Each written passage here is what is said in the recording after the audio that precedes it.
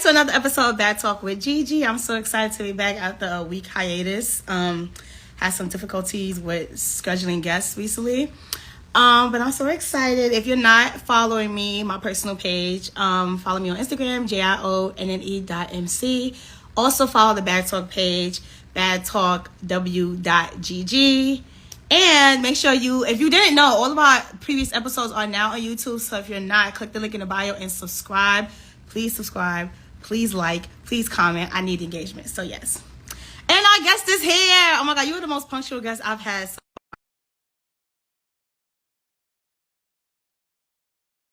This is going to do a weird thing where it shifts when the guest comes on. And I hate it. I'm accepting. Here it go. I'm not your light ain't eating me up. You know I had to do it big. Hold on. You could have just been in the bathroom or something. Relax. We know you're in the production field. You know how I do. It's like I gotta do the pizzazzle. Oh my God. Add a little pizzazzle to Listen, it. it's good. We're gonna be low maintenance on this side. You could calm down. It's not giving. No, you're lucky I didn't do like a light chase. I had the light changing colors behind me. I'm jealous. I got my little ring light. I hate when you go live, it kind of like shifts your, like, come on. It did. Like, I was set up all nice and stuff, and I have to readjust myself to, like, fit in the box. Like, crazy. Instagram's hating.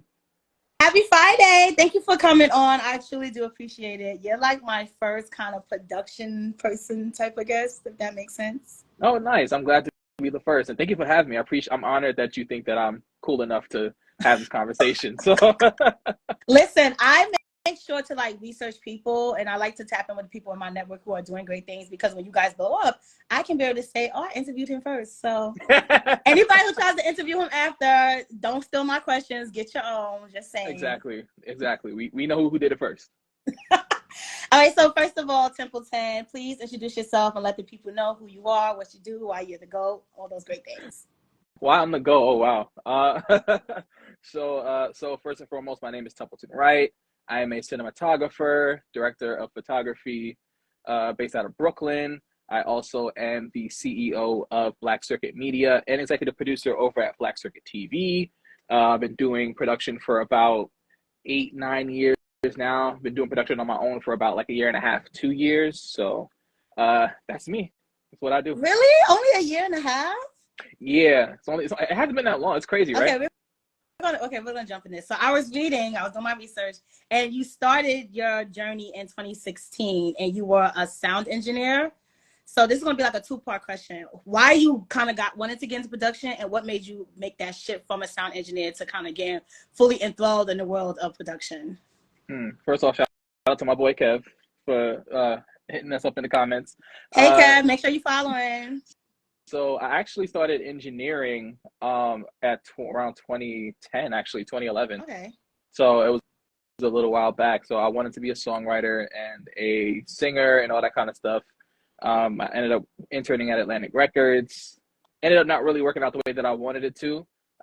So I started doing live sound instead of doing like actual studio engineering.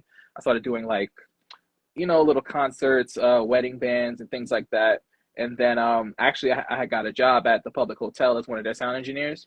And then somehow some water leaked into their system, and their sound system was out for like 6 months. So I was out of a job for like 6 months. I'm just trying to figure out what to do. So I actually picked up a production gig just because I hit up a friend. I was like, hey, do you have any like work that I can do in the meantime? And he was like, hey, do you want to be a production assistant? And I was like, I have no idea what that means, but I'll show up and I'll be there. So I went there. It was for a show on A&E called Black and White. It only lasted like 1 season, but I was there. They loved me. And then from there, they just started bringing me on to other gigs. And that's how I got into production, just like a happy accident. Did you go to school for production? I did not. I did not go to school for production at all. See, I'm a little jealous. I actually went to school for video. I have a bachelor's in media studies in production from Marist College.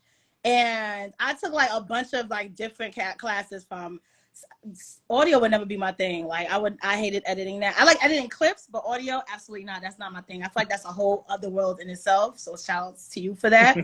But I always get jealous when I found out people are finding all the PA jobs. I'm like, I literally couldn't find squat after I graduated. I tried to do the Made in New York program. They was like, you need to have a license. I'm a true New Yorker. I don't have a damn license. I take the train. And I'm like, what does my license have to do anything? Like, I want to work on set. Like, I don't understand. No, you really do need a job, like a license to get those jobs because they always get you in a truck. I ended up having to drive like these really big, like 16-foot, 20-foot, 26-foot trucks. So they need to get the gear from point A to point B, and they don't want to pay somebody like a professional to do it. So a lot of the times they get the PAs to do it. So no, go put me in the Uber. Put that in the budget. No, they gonna give you a car. They say learn how to drive. So a lot of my earlier gigs were just driving around like from place to place, not really being on set, which was trash. But we got there eventually. So what made you start Black Circuit Media? So Black Circuit Media, I always wanted to create like digital content. Mm-hmm. And I admire pages like Cut, like Jubilee, like All Def Digital, Cocoa Butter. So I wanted to create my own kind of content. And once I kind of got into production, I was kind of pulling skills here, pulling skills there after a certain point when I had transitioned fully out of audio. And I was like, I need to kind of figure out what I want to do. I can't be a PA forever. So I started trying out like being a producer. I hated that. I tried to be like a coordinator, hated that. I was an AD for a little while, assistant director for a little while. That is the most stressful job on set, and I'll never do it again. Wait, what? But Why? assistant director is like literally like they're the one on set cracking the whip. So when things need to get done and things need to get shot and we need to stay on time, that's my job to make sure that everything is going according to plan. So I got to be the bad guy on set, and I don't like being the bad guy. So, but I learned a lot. Like I learned a lot because you have to be like the liaison between all the different departments. Like if art department needs something, if lighting needs something, if casting needs something, the directors, producers. So whatever happens, like you're the guy that has to get it done. So that it taught me a lot about being on set and being in production, learning how to communicate with people, learning what people's jobs are, learning how the best way to kind of maneuver these 10-person, 15-person, even up to like 60 person crew, learning how to maneuver everybody. That takes talent and skill and stress. And I don't want that stress no more. I feel like there are a lot of misconceptions when it comes to production and working in the field. A lot of people think they could just do it, and it's not something you could just finesse. Like, you really need to know all the moving parts. Even if you're just a PA, it will help you to learn the moving parts. So what do you think are some other misconceptions you think people have when it comes to being in this world? Yeah, that's definitely the first one. I think people think that it's easy because even though a production assistant is basically an entry-level job, everybody can't do it. I've made the mistake of trying to hire my friends to be PAs, and they never again Absolutely am I doing that because it's very simple things. Just like, hey, they asked for water, put it in the case. They would just be doing stuff like they'd be like asking stupid questions, be walking off set whenever they want to. So it's an easy job, but it's not for everybody. Another misconception is that you think that you're doing cool stuff all the time. A lot of the time when you're on set, especially like with movies, it's a lot of setup. Very little shooting, a lot of setup. So you'll be sitting there building for like 3-4 hours to shoot a scene for 15 minutes and then be done and then go on to the next thing. So it's not all glitz and glam. It's not all like meeting these famous people and talking to these people and stuff like that. Another misconception is that I think that people think that once you kind of get on a film set, that kind of gives you free reign to kind of just move about whichever way. Like, oh, I'm gonna just walk up to the producer and just tell them I want to be a producer, and it's like they don't care. Like, at the end of the day, like their spot is already filled, so they want you to do your job as a PA. And I think that's the hard part, is that people come in and they try and work their way into positions that they don't have yet, but they don't understand that they have to do the job that they're brought on for. So just be a good PA and people will notice that. And then once they get familiar with you, then they could you can get into that inner circle and start talking about, all the things that you want to do, how to be a producer, how to be a this, how to be a director, all that kind of stuff. So I think I agree with you. I think it's timing. Like, I feel like people get into these positions or get their foot in the door and don't really know how to maneuver when they get in the door. They think you just go in and just start networking. It's like, well, you need to do the work first so people want to network with you. And I'm a big advocate for doing everything. So I love that you touched on that. You try different things before you kind of find your calling. Because I feel like a lot of people go in thinking they want to do something. It's like, well, you don't even know if you're going to enjoy it because you don't have no experience in it. And you really just see someone doing it and it looks easy, but you're not looking at like the hard part of it all, like the time management, the skills that you're trying to avoid enhancing for yourself. Exactly. Like even putting on a simple production, like you've been with us for the new show that we shot. Also, you've been with us for Bay Dates. So a lot of people kind of see that and it's just like, oh, this is so cool. I would love to do this. And it's like, no, it's not. Like there's so much planning that goes into just coordinating with the studio, coordinating with people, coordinating the questions, and figuring out how to get everybody in and out in a timely fashion, how to deal with people when they're drunk. Like, you know, it's just like, it's a lot of things that you have to think about. Like, what if this goes wrong? Like, what if the audio goes out? Or like, what if one of the cameras stops working? Like, literally, like, I think the day before I had rented some lenses and they weren't working. Like, for whatever reason, they just looked fuzzy and out of focus, and I could not figure out how to fix it. And then I ended up doing like a little workaround, but it wasn't the way that I wanted it to be. But it's just like, you have to be able to kind of work on your feet and be able to just like think like, all right, how do I fix this? How do I fix this? Like, even today I had a shoot, and then I realized I forgot my memory cards, and I'm just like, okay, based on experience, I know exactly where we are in the city. I know where we can get memory cards. So I sent my guy to go get some. I also called somebody who could have been at my house to potentially like send them in case they didn't have them. But you got to be able to think on your feet very quickly when you're in the situation. So, and that just comes from experience. A lot of people think they could operate in high pressure situations. Like, I promise you, it takes practice. It's not easy. Like, I know for me, like, I just have high standards for myself. So I work better when I'm stressed out because my mind works faster. And I know we talked about this briefly. That's why I like procrastinating, because if I know I have to do something at a certain time, I'll probably wait 30 minutes before I have to like do, or the date, whatever is due, because I know how my mind works. Like, I get more creative. I start thinking of more things. If I'm working on things for like a week, it's like, that's not when I'm the most creative. I don't like to plan. I like to I think that's why I thrive in entertainment, because I like running around like a chicken with his head cut off. Like, I love that for me. You can have all that. I don't want it. Like, I like preparedness. I like knowing what's going to happen, when it's going to happen, who it's supposed to happen with. Like, I need to know all the details. Like, I know how to like adjust. I know how to adjust, but like, it just works for me. It just works better. But like, I do think there's like balance where like, I don't like everything planned. So you leave a little bit of room for like, you know, just to be able to think off the cuff or off the top of the dome or something like that, or freestyle a little bit. But for me, I still prefer, like, I like things planned out. I don't like operating in the dark. I'm like, what's happening? We need to plan this out accordingly so that we know what the fuck we're doing. Because I don't need a whole mess happening and everyone's looking at me like, what will happen? I'm like, I tried to tell you how to plan, but it is what it is. But I am a procrastinator though. Like, I have a bad habit of procrastinating. I mean, I think that's one of I don't want to tell people that, but I be wanting to say in job interviews, like, oh, what's your weakness? I procrastinate, but that's also my strength. It gets done. So I'm not like these other That's definitely my weakness, that I procrastinate. And like lately I've been realizing, as I'm trying to get away from editing and just focus more on shooting. I have a tendency to underestimate how long editing takes, despite the fact that I know how long it normally takes. So in my brain, I'll be like, oh, this should only take me like 2 hours. And then 8 hours later, I'm still working on the same project. I'm just like, why do I keep like doing this to myself? And it ruins my day. You're probably a perfectionist too, so it's like, I am. Like, so that's what makes it worse. Even me editing my reels and stuff. Typically, I can just, like, when I do my promos for guests, and I'm doing that by myself on freaking on CapCut. Like, I literally edit all that stuff on CapCut, and I try to do. I usually try to use the Instagram audio. But it's a certain part in my promos where I like to zoom in and then release the little flyer with the date and everything. And the songs I choose, it's like, I need that zoom in to hit when the beat drops. So I'll be having a YouTube, like the instrumental, and then trying to edit that. And I'm like, why am I playing around with sound? Like, I wish I could just hire someone to do this. And I'm like, I don't got the money for it. Yeah, that's the thing about this industry. Like, especially nowadays, they're expecting you to wear multiple hats. So you have to be a producer, shooter, editor. They call it, I hate the term, a predator. It sounds disgusting, but yeah, producer, shooter, and editor. In the world of entertainment, that's yeah. Like, why are we calling it that?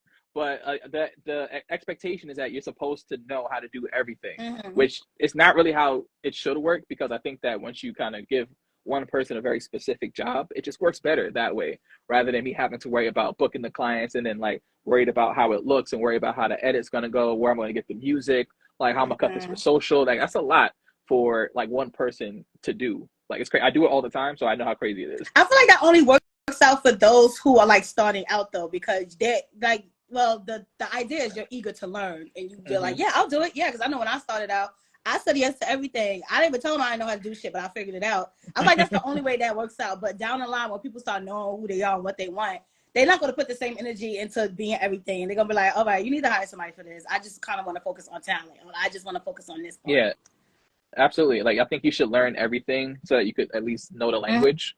Because a lot of communication between different departments, a lot of the times they just don't understand what the person is doing or how to communicate what they want because they don't speak that language of being a gaffer or like the director knowledge or the producer. Like all the lingo is different. So having your hands in like a bunch of different pots, you start to learn these things. So it's like, okay, I don't have to do it, but at least I know how to communicate to you what I want so that you can do it effectively versus like me throwing out random words that don't make sense or saying things that don't mean what the hell they actually mean. And it's just like, it's a lot easier when And you do it because that things way. move so fast on set, unfortunately, you're not going to have time to kind of get someone to like walk you through. That's another thing. I realize this industry, there's not a training process. You're not going to have someone that's going to walk your hand and guide you through it. You really just got to get it out the mud, and you're probably going to cry along the way because you feel like everybody's yelling at you. And really it's like, no, we got a deadline. This venue closes at this time, and we only shot these many scenes, and we have one more scene to shoot. Come on, girl, pick it up. You wanted this job. Let's go. No, it's very stressful. I remember when I was a key PA on Chopped, and I used to literally wake up in the middle of the night in a panic because I thought I was on set and I thought I forgot something. Like literally every night I would wake up. Mind you, I would have to wake up at like 4 a.m. because we started at 6, and we were there until maybe 6 or 7. So that was Monday through Friday, and I'm waking up out of my sleep thinking like, oh, I gotta go get this and I'm like, I'm home. Like, why am I so stressed? Like relax. That just gave me flashbacks to when I used to be an assistant for Scott Rudin, because I used to have, after I left that job, I used to still wake up like, did my alarm go off? Am I late for work? Like stuff gotta get done. Literally, like, I'm telling you, I get into production, just make sure you're mentally strong, because this is not like a 9 to 5 thing. Like, it's ever changing. Yeah, it's not gonna make it hard. I would love to know, what are some things you wish you knew before you kind of pivoted into owning your own media company? Ooh, things that I wish that I knew. I think that it seems like it's a lot harder than it actually is, but there's so much information out there for you to learn. So like literally like YouTube University is my best friend.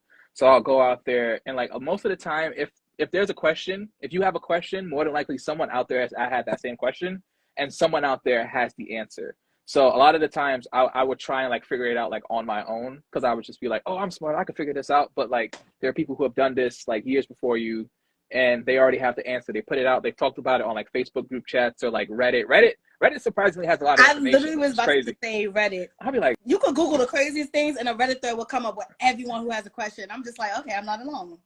Exactly. And so outside of that, I think early on, what I learned very quickly is that having a video production company is not just about video. It's definitely also about having a great experience too, because clients will always work with somebody that they like versus someone who does your job well, 9 times out of 10. So having that personability and being professional and being courteous and things like that, respectful, getting things done on time or ahead of schedule, like things like that are very important. So I learned that very early on because I definitely kind of like lazily kind of like, oh, you know, because I worked for myself for a little bit. So I was doing like product shoots. So I didn't really have like clients like in my face. But then once I started talking with clients and having them like be a part of the creative process, the whole game kind of changed. I'm just like, damn, I got people like, I have other people who I have to consider when it comes to doing this video now. It's not just about what I want, it's about what they want. So learning how to like facilitate their needs, but still being able to put out a product that you're proud of, that's a skill in itself. Yeah. So I'm trying to think if there's anything else that I wish I would have known.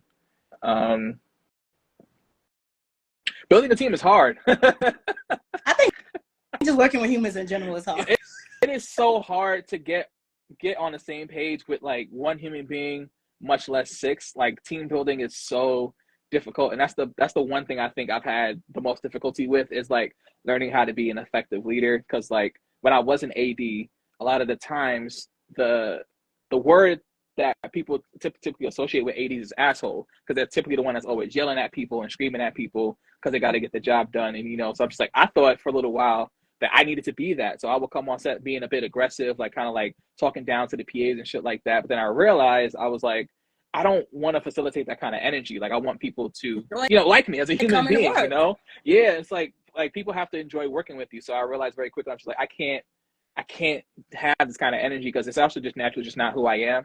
I'm always very calm and very chill. Like I don't like to show panic, even though like in the back of my head I may be panicking. I don't like to like express that like outward. But like, yeah, having to facilitate your needs and learning how to delegate and learning how to people manage. That's like that is very hard. Like working with people's like different emotions and different skill sets, and learning how to like even bringing on one person to the team can change the dynamic completely. Mm-hmm. And you have to learn how to like maneuver through that. And I wish I would have known how difficult it was in the beginning.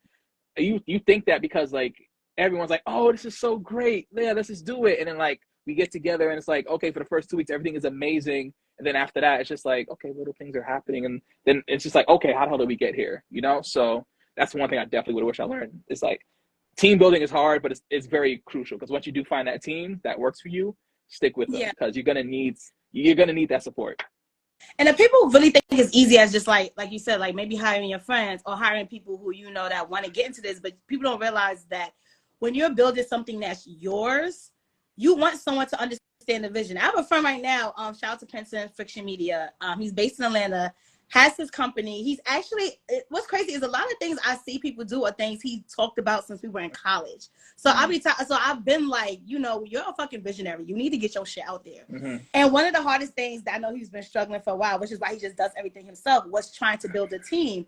And as a person who's helping him, I've helped him like draft contracts with people.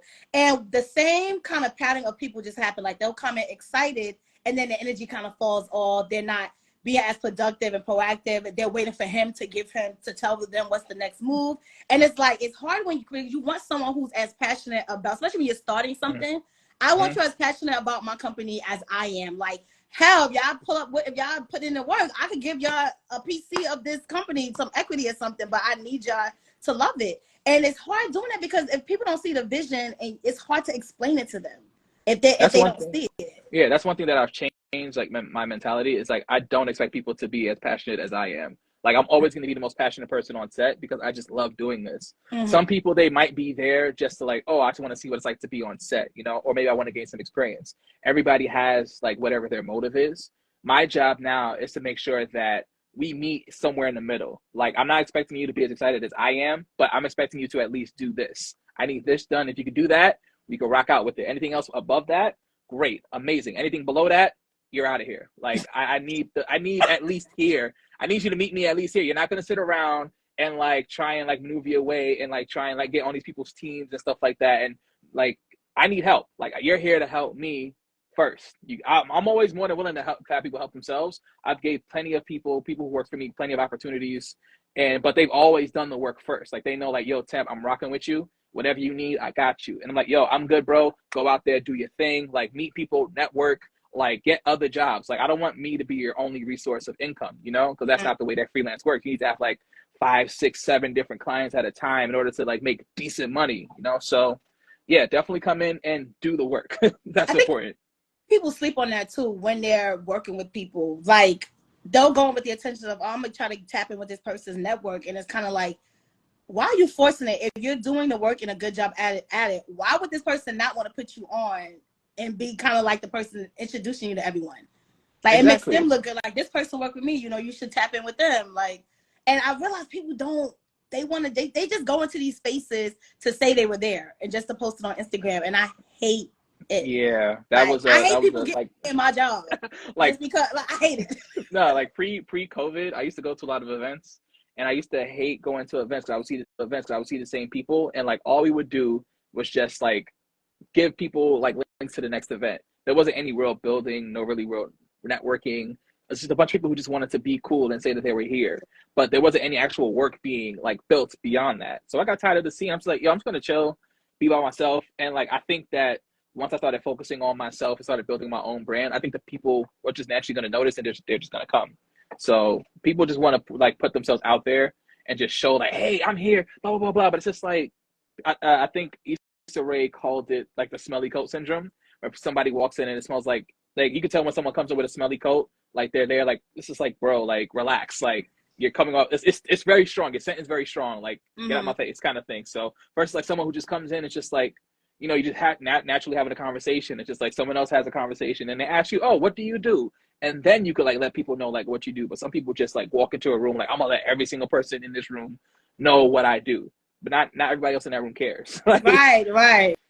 I agree with that. I also don't like, I used to hate before I got started and kind of get a little name for myself when I used to go to these networking events and people like ask what I do. And I'm like, girl, I don't know. That's why I'm here. I'm trying to figure it out. Like, and I've noticed like when I go to events now I know what I do. It's just such a different energy. You know, I attract different people than when I first was starting out. And I hate that. I feel like who cares if someone's not doing something? They're here for a reason. Let's still all network, because I feel I'm really big on networking across. Yes, we want to hit the top dogs, but we can help each other level up, because you might have information I don't know. I only have 24 hours in a day. Your 24 hours in your day is different from mine. So we could kind of like divide and conquer, but let's work together. And people, even now, 2023, people don't realize that. Like, the industry is small. It is. You're going to get there. Yo, it is so small. Like, I remember one time, not even one time, like yesterday, like I went to the studio and then I ran into a couple of friends of mine who were interviewing somebody who I had interviewed, and they were being shot by a guy that I had worked with in the past. This is a room full of people that I've worked with.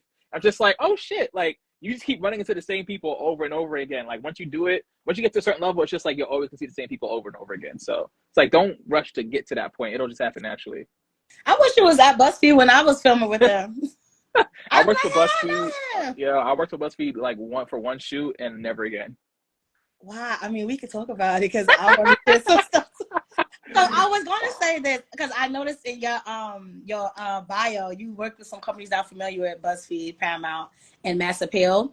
And I was saying, like, you know, from the 2 projects I've done with you, I mean, you were saying, like, you know, stuff could be going wrong. I don't see that from you. You're, like, always really chill. The energy is always right. Like, you're really, the people that you have on your team, I love. And I was going to say, compared to when I did, like, that one BuzzFeed shoot, no shade to y'all, BuzzFeed, it was all over the place.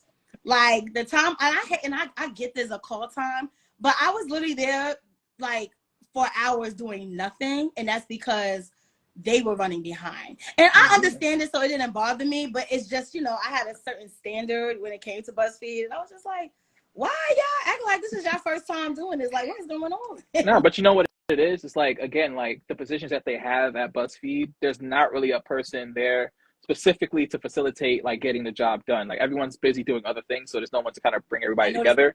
Like the first shoot that I did, that was the first time that they ever had a first AD on.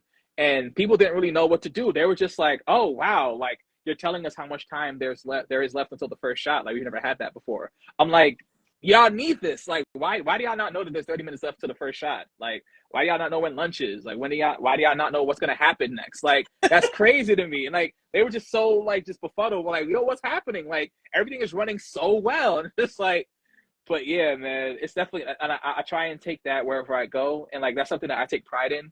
Most people who work with me, they always compliment me on like the fact that everything runs so smoothly. It's like, yo, like it did not seem like there was a hiccup at all. Even if there was, y'all can't tell. And I'm glad that y'all can't tell. Oh, we be in and out. Y'all be downstairs having fun, chilling. Y'all come upstairs. We do that. Getting us all liquored up. And come up there, y'all just throwing questions at me. And the crazy thing is, I think for Bay Days it was kind of different. I knew what I was getting myself into. For your personal project, I didn't know what I was getting myself into. I was just happy to be a part. And then I sit down, I'm like, okay, wait, hold on, liquor's liquoring. What are you asking me? Without saying too much about it. I mean, it was still I was really comfortable, and I'm like, damn, I wish all my interactions on projects is like this as talent, because I'm still trying to get used to kind of being talent. Because I personally hate seeing myself on camera. Like, I really hate it. Me too. It's okay. It's all right. I think everybody hates how they look. I hate it. But I know people do. My little circle do appreciate, you know, my opinions on things and my personality. So I kind of continue doing it. But you should, man. Yeah. When I saw you on that cocoa butter video, I was like, oh, she did really well. Like your personality really it really stood out. Like, I liked it. I liked the video. They were eating me up in the comments. I mean, that's because the people got no time on their hands. They need something to do. So after a while on YouTube, I stopped reading it because I was just like, why am I being attacked? I was like, and then most of them was like from pages that don't have nothing. I'm like, yeah, girl, can I see what you look like? Yeah, they was calling me big bag. I was like, yeah, people are just very like super opinionated when it comes to things that don't really matter. It's like, why did you even need to say that? Just relax, bro. The stuff that did matter was like, I called I think, and honestly, I was a little tipsy too.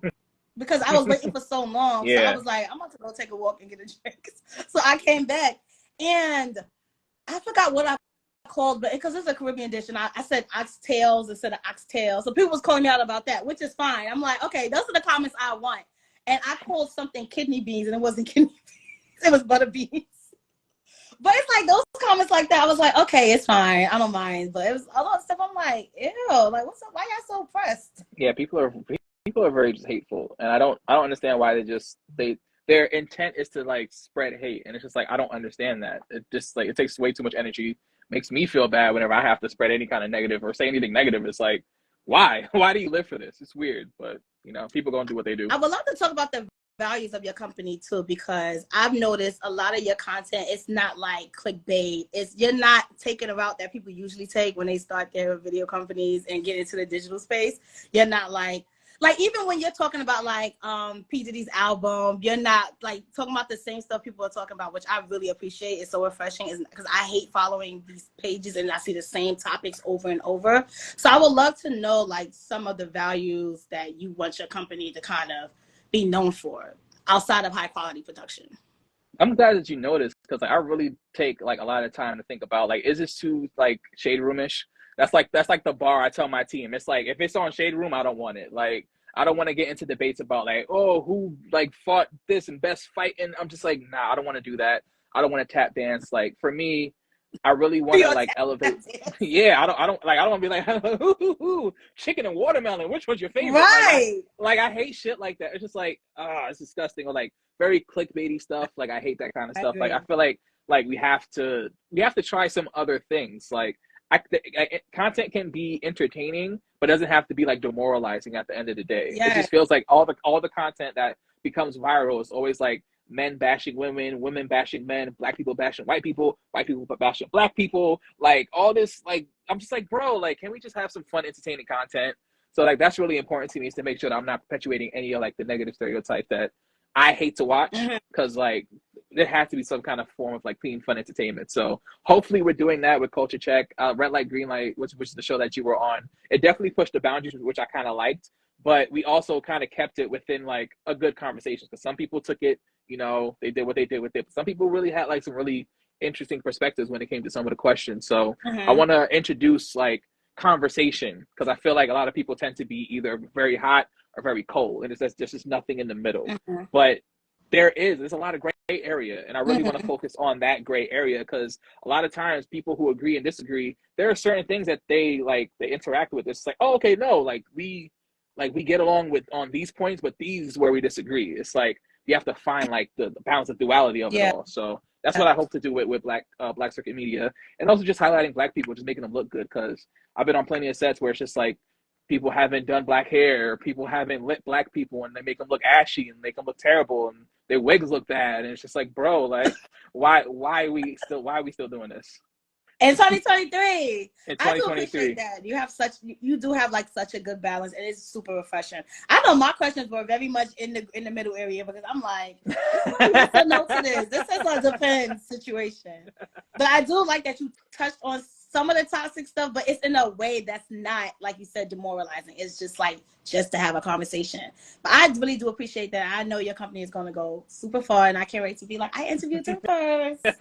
I'm really good at seeing talent and knowing when, because you know I'm a big manifester, and for some reason I always have a gut feeling about people.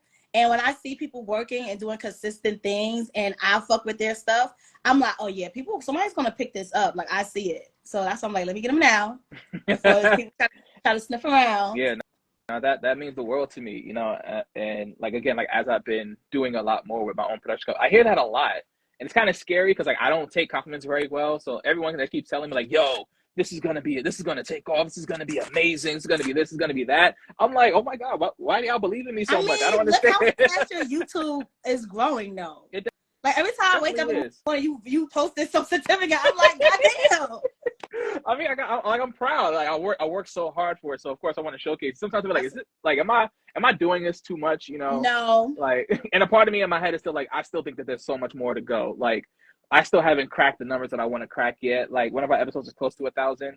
I want everything to be considered like 1,000, 10,000, 20,000. Like, that's the kind of shit that I'm trying to hit. So, but I'm also trying to appreciate where I'm at right now, and noticing the growth, and noticing like people are really liking the content, people are engaged, and people are watching for like more than 2 minutes. You know, like anytime I get a video that has like a 70% retention rate, that's more important to me. Is like, I don't care if 200 people watched it. If you watch at least 70% of the episode, I'm like, y'all enjoyed most of it at that point, or got distracted.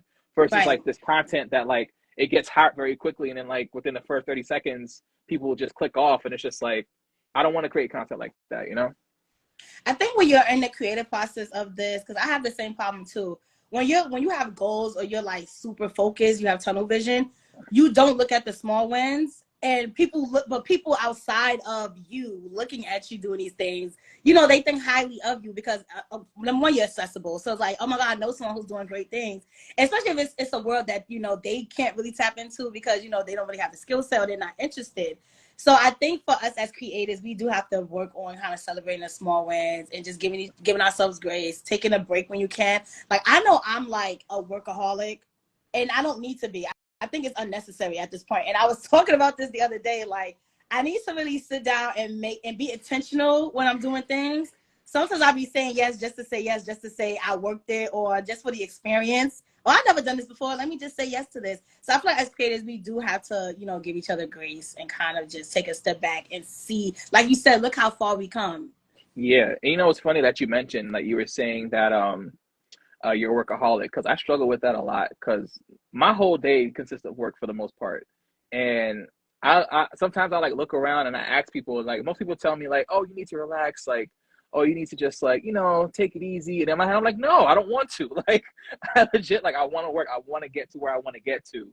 And like You when I feel like you noticed don't like, have the time to. exactly, Because I feel I'm like like, once you if relax and get comfortable, shit is going to fall off and you want to get out your groove. that's how I feel. I'm like, I'm gonna close my eyes, I'm gonna open it up, and then like everything's gonna be on fire. And it's just like, wait, I slept for like 15 minutes, and now I gotta put out all these fires. Like I can't help it. And like I try to like, you know, I try and find balance, but I think that I try. I ask the people who inspire me, and the people Who who inspires inspire me, honestly. So I'm inspired like my. I don't even know what to call her. Technically, she's my boss because she owns a studio that I manage right now. Her name is Mandy B. me? So she's someone who, yeah, Mandy B. We love Mandy. I love Mandy so much. She's someone who inspires me a lot. She's a workaholic. Like she just like she doesn't know when to stop. Like she just keeps going and going and going. A lot of the times when we have conversations, we struggle a lot with like the same things when it comes to like, you know, building a business, or like, you know, making sure you're getting what you're worth, or just like, you know, people playing in your face, that type of stuff. It's just like we have these kind of conversations, just like, all right, so I'm not crazy. Like I'm not crazy. So she inspires me a lot. I have a friend named Jared McGriff. He's a DP over at Paramount, so he does a lot of stuff with like VH1, BET, like all their in-house stuff. He actually just put something out today that I shot with him. This is a Cali interview. You know that girl that does area codes? I got Mm-hmm, hoes. And then mm-hmm. yeah, so we shot some content with her that just came out today. But he's really dope. He also has his own production company called L2C Studios. So he's doing essentially what I wanted to do. So when I saw what he was doing, I kind of modeled what I wanted to do like after him. Like, but he does like more like he does like he did like the BET Virtual Homecoming and like these bigger projects. But my focus was more digital. But the structure and the way that he went about it is essentially the same way that I would want to go about it. So he inspires me a lot. I have a friend named Devon Terrell. He is like the hardest working person I've ever met in my life. And like I don't understand how he does what he does. Like he has like one of the most popular audio centered podcasts like to date. And he just started a year ago. Like he was a very successful artist. Like he had like millions of views back when like all the cover songs were popping and stuff like that. Has released a bunch of albums independent. He also has like these tutorials that he does on his page for Help Me Devon. He used to run, he actually owned the studio where we shot Baydates those first 2 seasons. Like he just does a lot. And like I try to do half as much as he does, because I don't know if I could do all of that. But off the top of You my head, those are can. like three people. Those are the three people that inspire me the most right now. I like that. How do you stay kind of in the know in your industry? Because I feel like you actually work with like equipment and you have to kind of be more, I guess, more well-rounded more than most people in the Mm-hmm. industry, because you have to kind of be on top of everything and knowing how things are changing, because you know you don't want to be using an old method and people are kind of pivoting to something else. And because you already said that you didn't go to school for none of this, you kind of just learn to taught yourself. Like that's a good way to say you're self-taught. How are you staying ahead of everything? My YouTube channel is full of nothing but tech stuff. Like I go to sleep watching videos about cameras, lighting, like everything, every new light that comes out, like prosumer to like high grade, I'll watch a video on it. I'll watch every single review on it. I'll watch people like use different techniques and stuff like that. So I'm always trying to learn, like no matter what I'm doing. Even when I'm resting, I try to learn. It's just like, okay, I can sit down, I can relax a little bit, but let me watch like a potato jet video, or let me watch like a DSLR shooter video, or like a YC imaging video, or Brittany Janae video. Like I want to constantly be doing something that helps me grow as a creative, because if I'm not taking that time to do it, someone else is doing that and they're going to get ahead of me. And I don't want no one to get ahead of me. I'm sorry. Like I need to be up in the front. That's where I deserve to be. All right. So yeah, you got to stay. You got to maintain that hunger, because a lot of times people only work when they get hired, and I think that's a very sad like way to kind of go about it, because like you're sitting there and like doing nothing for months, and then like you finally get a job, and it's just like you got to remember how to do the thing with the camera. It's like you forgot it done collected dust. You don't know where your lenses are. You don't know where the thing is. Fully immersed in the work. Thank you, Jamal. I'm pretty sure that's Jamal from Former Friends. I just did a reel about the last one. Yeah, shout out Former Friends. Like that's one of the people who I've worked with for a very long time. We have a very good relationship. Shout out to them. Love the collaboration that we've been able to do as well with Culture Check. Super fun. Lost my train of thought. What were we talking about? How you kind of stay informed. Oh yeah, so definitely I'm always making sure that I'm like always watching these new videos. Like anytime there's a light that comes out, I'm like, even if I don't know how to use it, I'm still gonna watch the video. Like even if there's a camera that I'm not familiar with, like I work with Blackmagic cameras, but I always watch the videos on Canon cameras and Sony cameras. So shut up. Who's Jamal? Who is Jamal? So even if I don't use those cameras, I still watch the tutorial to make sure that I kind of familiarize myself a little bit with it. Because when I got to the studio that I manage now, Full Court Studios, they use Sony cameras and Panasonic cameras. I don't know how to work them shits, but because I had watched a couple videos on it like months ago, I got in there and I could kind of figure it out. And I'm just like, oh, okay. And now I know the cameras like pretty well, because I'm trying to keep my skills sharp and try to keep my just knowledge like to a point where it's like, okay, I could figure out anything. Like there's certain basics that you should always know. Once you kind of know what that is in your field, just do research around that, and you should always be good. I love that. Hopefully this is not a super duper personal question, but how are you funding your business? Oh my God, it's tough. Yo, when I tell you this shit is so tough, oh man. All of the money that I use to buy all this gear and do all this stuff, it's all coming out of my pocket. So it's all the freelance gear, all the freelance gigs that I work, all of that money is just going right back in to support the business. And you pay your rent? Yes. In New York? Not even rent. It's like, cause like, so again, like personal story, but like, so my mom passed away like a couple months ago. Oh, I'm sorry. Thank you, and I appreciate that. So a lot has changed. So I actually did. So I'm in the house with my dad and my sister, and now I'm kind of like having to put money towards like, maintaining a house, which is a lot different. It's a lot. I'm like, I don't even know if I want a house anymore. The amount of money that I've spent in this past 4 months has been ridiculous. If you never want to buy a house again, that's not American dream for me, owning a house. I love when something is long in my apartment, I could call the super. Exactly. But like, if the water heater breaks, I gotta pay for that. Like my fridge, like the water heater broke, like the fridge broke. I had to hire like plumbers. I had to hire exterminators. I had to hire people to do the grass. Like I've had to hire so many people to do things, and it's just like, this is insane. Like so much money is going into that, and having to support the business too is crazy. Not even just paying for these people, but the research of finding good people, because some of these people will play in your face and make the problem worse than what it is, and now you gotta pay more money.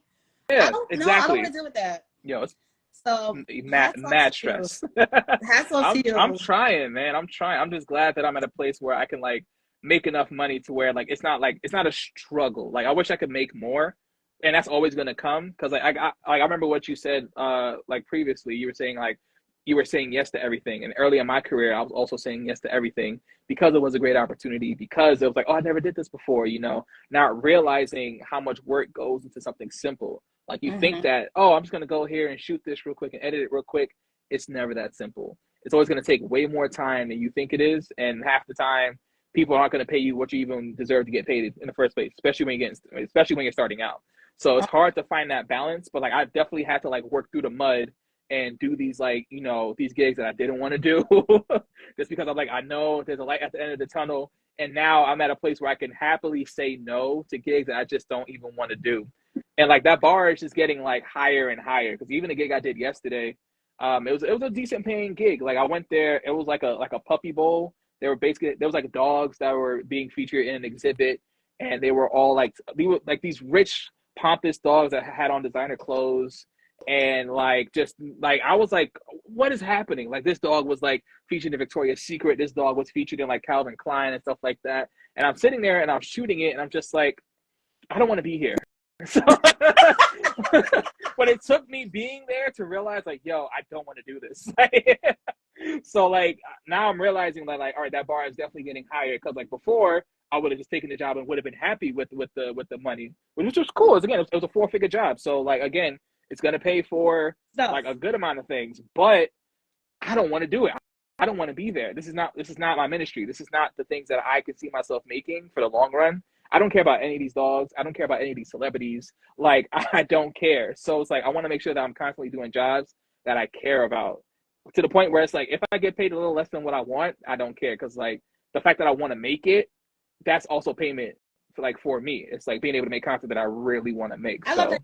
Yeah, finding that balance is hard. I love that you said that. That was going to be another question for me, because I feel like people take on things for money, and it's just like, that is draining. Mm-hmm. Like, you really have to, I feel like, especially in the industry, you really need to figure out what you're passionate about, because it makes doing your job so much easier, as opposed to just doing things just to do it because you want the money. That's how I feel about a lot of these rappers. Y'all don't care about hip hop and the culture at all. Y'all didn't do your homework. You don't know who the old heads are. You're just doing it and sexualizing yourself, talking about bullshit just for the money. And it's just like, you look dead. Like, I'm big on looking at people's eyes, and it's just like, y'all just look like y'all not having fun. I want to have fun doing what I do. And it's like, I love that you said that, because I think people need to think about that when they want to get involved in something, and stop looking at what someone's doing. Because most of the people I interview on here are doing things that they love. They didn't just fall into this. It's like, nah, like, this is, I actually enjoy this, and I'm making a full career out of it. Yeah, so today I did a shoot with the Griot, and we interviewed this doctor. She's an OBGYN. They were doing a special on postpartum depression, and she was a specialist. But after the interview, we were just talking to her, and like her passion for just like being a OBGYN and delivering babies and helping other Black women, feel safe like in those rooms. It's just like very important to her. And the fact that she spoke so passionately about it, it just made me feel like that's what I want to feel every single day. Like, I want to wake up and just know that what I'm doing is just making me happy, whether that's helping people or like creating good content or like whatever that is. Like, I need that feeling in everything. Like, it has to be that, or at least like 70-30. Like, I'll do some jobs for the money. There's certain jobs I really don't care about, but they pay really well, so I'll do it. But like the majority of the jobs that I have to do, or the majority of the jobs that I do, like, it has to be that thing that just makes me want to wake up in the morning. I love that. So, I mean, I feel like with anyone having their own business, you kind of have your moments of self-doubt, or you have those moments where you want to quit. Have you had those moments? Oh my God. Yes. What are those conversations to yourself like that kind of keep you motivated to keep going? I don't know. Like some days I just wake up just like, I'm just gonna find a real job. Like, I don't know. Like, I don't know if I could do this forever. To be clear, but everyone who's going to tune into this is actually an everyday thing for people. This is not something that just happened months ago. You got over it.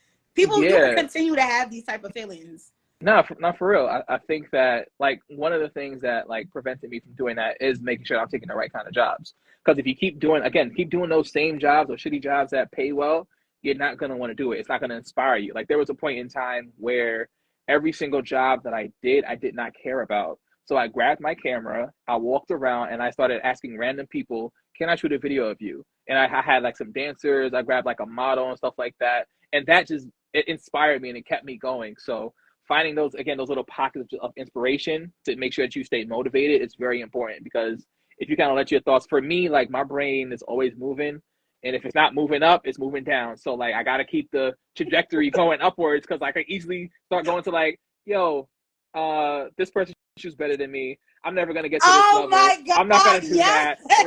Like, this looks terrible. Like, I can't believe I did. It's just like, it's so easy to fall into that trap. It's like I can't let myself fall into that. I had to really unfollow people, not because it's nothing personal, That's but because real. No, that's real shit. Sometimes it's like I can't see this because like for my betterment, like I can't see it. And especially in the world I'm trying to get in with hosting and moderating, and I see them giving my job to people who I know. It's like, why did you hire her? Like, I could have did this so much better. And it's really not to hate on no one, but it's just like, there are people like me who are super passionate about this and who has a good personality. That's just like, and I hate that a lot of us in the creative space have to resort to create our own platform before people kind of want to kind of pay attention to you. Yeah. I mean, I don't think that was the same for you. I feel like people knew you before. No, I think for me, like, I don't think that people really noticed like what I could do until I started doing my own thing. So I felt like I kind of hid behind other creatives and kind of helped them kind of get to where they needed to get to. But at the end of the day, it's like there's so many people who work on a set. Like, there are plenty of people who put together Insecure, but most people are going to credit Issa Rae. Right. So it's like, and I kept seeing that. I'm like, these people are getting the credit for all the hard work that I did. And I'm just like, that kind of sucks. Like I don't want that to happen. So that's what it really inspired me to like do my own thing, because I wanted to make it like inevitable. It's like, no, you have to know who the fuck I am at this point. Like, right. There's no way I'm gonna make myself so big that you can't not notice me. So that's kind of how I got started in doing like my own stuff. So yeah, it is a thing that you do, like creating your own so people can come. Like, it's very, very common. I think that everybody should do that. Yeah, it's harder than it sounds though, creating your own thing. Like, I don't even just going live every week, I'd be stressed out. Securing guests, making sure guests. I get so much anxiety when I go live because I've had it where I'm on live and the guests never showed up, and it's so embarrassing. Oh man, so embarrassing. Yeah.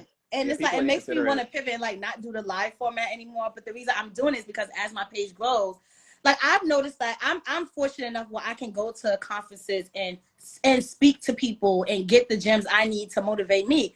Other people are not that blessed. So for me, I'm like, why not just interview these people for free, put it on Instagram Live, and you have the option to kind of interact with people who you may not be able to see any other, especially if people are traveling. Exactly. And I feel like as my page goes, people kind of like see the value in that, because I don't want to be in a studio. I don't want to do the whole big production thing. I just want like a simple 45-minute interaction, call it a day. If you tune in, you tune in. You don't. Watch the episode later. But I just want to keep it that simple. And that works for me, because if I try to do more than that, I'm not gonna keep going. Yeah, you're not gonna enjoy it. Like, I actually had a friend who tried to transition out of like doing live content to doing like studio content, and it's like, it's a lot harder to produce studio content. Like, sometimes all you really need is a camera and the internet connection and just a good conversation, and you could like kind of build from there. Like the editing, this is fine. I don't really gotta do much editing for this. I just throw my little logo on there, put it on YouTube, and that's it. Pull some clips here and there, but the editing of a live, absolutely not. I can't.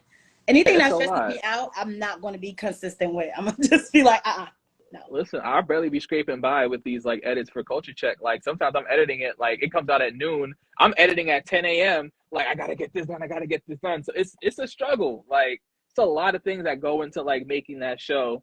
Maybe I could add that too. Like, with shows like Baydays, like, I think the editing is a little bit easier because it's not as intricate.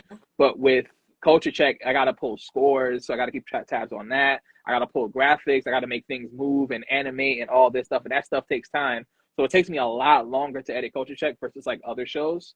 So like, I wish I would have known that going in, because like I was supposed to have all the edits done before the season was even out, and I'm still editing day to day. So that was the plan. Here first, if you don't see anything drops, because he's still working on it. Yeah, it's crazy. Like, literally, like, I tried to upload an episode on Thursday, and like, so like I went to the studio, the Wi-Fi wasn't working, and then and I left the hard drive in the studio when I came home. I'm just like, all right, I give up. Like, it's not supposed to come out today. It's not supposed to come out today. It is what it is. Procrastination doesn't work for you. I think that's what it is. No, I think that was the one rare case where I think it didn't work, because like a lot of the times when I do procrastinate, even like you said, it gets done. Like, you won't know that. Which is why you continue to do it. Yeah, I'm just like, I gotta stop doing it, because I'll definitely like, I'll wake up in the morning. I'm like, oh, it's 10 a.m. I got time, so I'll wait. The noon comes and I don't do what I'm supposed to do, and then like 4 o'clock comes. Then it's 8 o'clock, and I was like, shit, I gotta do this thing. And I'm sitting there like stressing out, like just cramming Red Bulls and like trying to get the thing done. It's like, I could have did it earlier, but I'll get there at some point. I'll get there at some point. I mean, you're doing everything by yourself, so yeah, that is the hard part. Territory. Yeah, and like I wish that's definitely the next on my list is trying to find like an editor who edits similar to me, because I know a lot of people who are good at editing, but they don't edit for like shows. They edit for like recaps, or they edit for like, you know, cool short form content for like, you know, like models or parties and stuff like that. Clips of my YouTube videos. I would come with a caption. I just hate me watching episodes trying to pull stuff. I'm just like, oh my gosh. But yeah, like to get like to put a whole like show together, that takes a different mind. And it's like, I don't know many people who do edit in that way, or if they do, they work for production houses and they're like editing for like these big time shows, and it's just like they're not going to work on my little projects. So I got to do it by myself until I find somebody who's willing to take on these ridiculous, and I don't know anybody who's willing to take on these ridiculous edits. Like, nah, I don't. And like my issues, I have a hard time letting go, because like I'll look over your shoulder the entire time you're editing. Like I'm not proud of it, but like I want to make sure it comes out like the best. You know, it's like sometimes people be lazy when it's not their project. It's like, bro, they're not going. You can do for college credit. Try to figure that out and get interns, because especially if it's for college credit. If you don't edit my video the way I want, child, you're not getting no credit. You failed. I'm not gonna do that to nobody. Like the way that I be editing, like I can't do that to like an unpaid intern. Like they're gonna hate it. They're gonna hate this life. Well, really you want to be in the industry, right? So we have 4 minutes. I have like 2 more questions. Right. But they're kind of like their conclusion questions. You know, what are the future aspirations for Black Circuit Media? And, you know, some new things on the horizon if you want to share. Ooh, yes. So new things on the horizon. So Culture Check is coming to a close for season 1. And we are commemorating that with a live show, actually. So the live show is going to be October 20th at the Samsung store in the Meatpacking District. Yeah, so like once we get all the details, like we're announcing it next week. So it's gonna be super dope. We're doing like a in-person game show with some of the contestants that we've already had, and we also have some new people that I'm excited to announce too. We got some really dope like personalities, so that's gonna happen. We're also going to be announcing at that show the new show that you're a part of, Red Light Green Light, and that's going to be debuting like the week after that, and then probably a Culture Check season 2, or one of the other shows, because I have like 5 different shows that I want to do. But it's just like taking the time to like figure out how to get it done right. But that's what's on the horizon. I want to do bigger and better projects. I want to become like a hub for short form Black content, engaging content, entertaining content, you know, and not like, again, not this low hanging fruit content. I want to make things that people remember, things that make you feel good, things that make you think, and, you know, things that just generally just put you in a good spirit. So I hope to continue to do those things for Black Circuit Media and Black Circuit TV. Yes, I see that. I love that. And I can't wait to be on the new season of Culture Check. Oh, yeah, absolutely. Yeah, when we shoot, I'm probably going to shoot in November. And I'll definitely let you know. Into myself. Hey, listen, if you want to put your black card, like, if you want to put your black card on the table, please. I was on a show called Do You Know Black? I did see and I was the that. No, I did see that. Yo, I was surprised. I was like, damn, how she know all this shit about Black people? That's crazy. Because I'm a nerd. You got to know Black culture in the house I grew up in. Big facts. Last question. I always ask my guests this. Describe yourself in 3 words, and you got 2 minutes because Instagram Live won't cut it if it goes out. So the first word I'm gonna use, because like this is a word I've been using recently, is selfish. I've been very selfish as of recently, as far as like doing things that are meant for me and doing things that serve me, and just cutting out all the things that aren't serving me the way that I need to. And that's the kind of era that I'm in right now. So I need to be that way in order to thrive. I would say passionate. And then I will also say, since I'm a Leo, I always say that word defines me. Even though I'm not really big on astrology, I do think that I embody all the characteristics of a Leo, except for the fact that I don't like being the center of attention. That's the one thing I don't like.